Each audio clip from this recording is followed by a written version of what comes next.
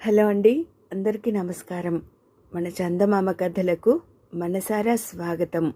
తెలుగులో విభిన్న ప్రక్రియల్లో రచనలు చేసిన నాటి మేటి ఈనాటికి వన్నె తరగని వసుంధర కలం సృష్టించిన సాహితీ సృజన నిత్య నూతనం. 6 దశాబ్దాలకు పైగా సాహితీ ప్రయాణం, బాల సాహిత్యంలో తమదైన ముద్ర. మన చందమామ కథలు ఛానల్లో బొమ్మరిల్లులో వసుంధర గారు రాసిన 100 కట్ల పిశాచం కథలు ధారావాహికంగా ఆడియో రూపంలో మీ ముందుకు రాబోతున్నాయి. ఈ నేపథ్యంలో తొలిసారి సాహిత్యంలో ఆది దంపతులు వసుంధర దంపతులు జొన్నలగడ్డ రాజగోపాలరావు గారు, జొన్నలగడ్డ రామలక్ష్మి గారు మొదటిసారి ప్రత్యేకంగా ఇంటర్వ్యూ ఇచ్చారు. ఇక ఇంటర్వ్యూలోకి వెళ్దాం. ఆది దంపతులకు నమస్కారం. ఇప్పుడు కొన్ని ప్రశ్నలు అడుగుతాను. అసలు మీకు రాయాలనే ఆలోచన ఎలా వచ్చింది?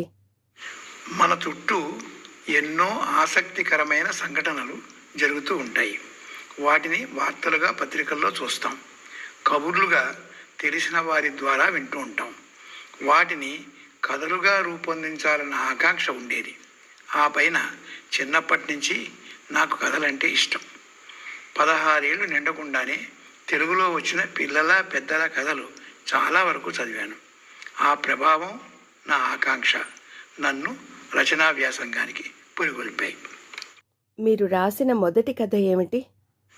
నా మొదటి రచన స్టంట్ సినిమా కథ. ఈ సాంఘిక హాస్య కథ 1963 సెప్టెంబర్ మాసంలో ఆంధ్ర సచిత్ర వారపత్రికలో జొన్నలగడ్డ రాజగోపాలరావు పేరిట వచ్చింది. మొదటి కథ నుండి ఇద్దరు కలిసే రాశారా, విడివిడిగా రాశారా? లేదండి, జొన్నలగడ్డ రామలక్ష్మి పేరిట వచ్చిన మొదటి కథ స్నేహదోషం 1974లో తరుణ మాసపత్రికలో వచ్చింది. వసుంధర అనే పేరు పెట్టుకోవాలనే ఆలోచన ఎలా, ఎప్పుడు వచ్చింది? నాకు అజ్ఞాతంగా ఉండడం ఇష్టం. అందుకని 2 కథలు నా పేరుతో ప్రచురితమయ్యాక వసుంధర కలం పేరు స్వీకరించాను.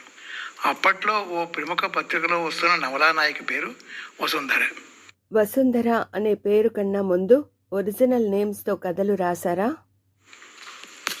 నా పెళ్ళి 1966లో జరిగింది. అప్పుడు నా వయసు 13. మా వారి సాహచర్యంలో క్రమంగా నాకు కథారచన పట్ల ఆకర్షణ మొదలైంది.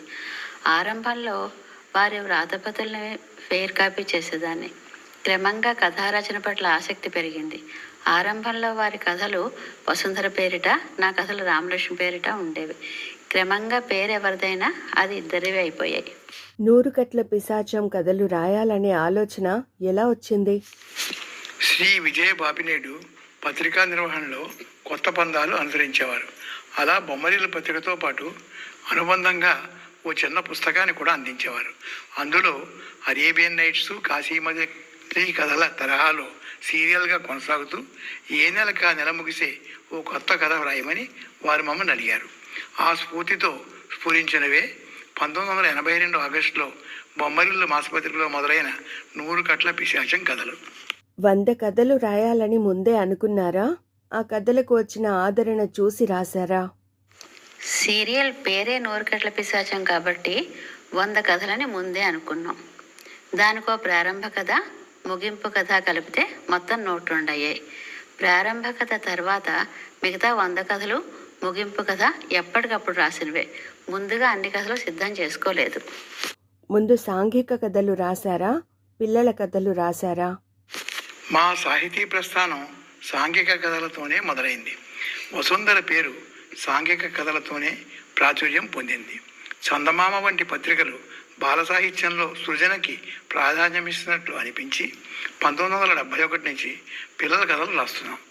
ఏ కథలు రాసినా పత్రికల ఆదరణే మేము విరివిగా రాయడానికి కారణం.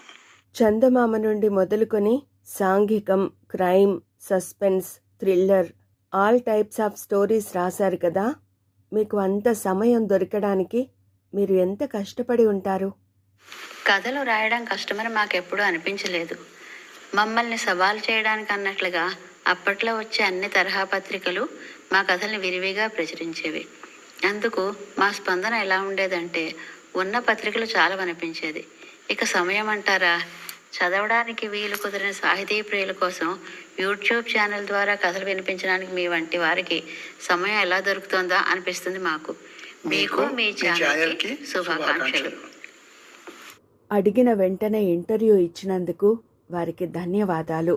అతి త్వరలో మీ ముందుకు రాబోతున్నాయి 100 కట్ల పిశాచం చెప్పే కథలు.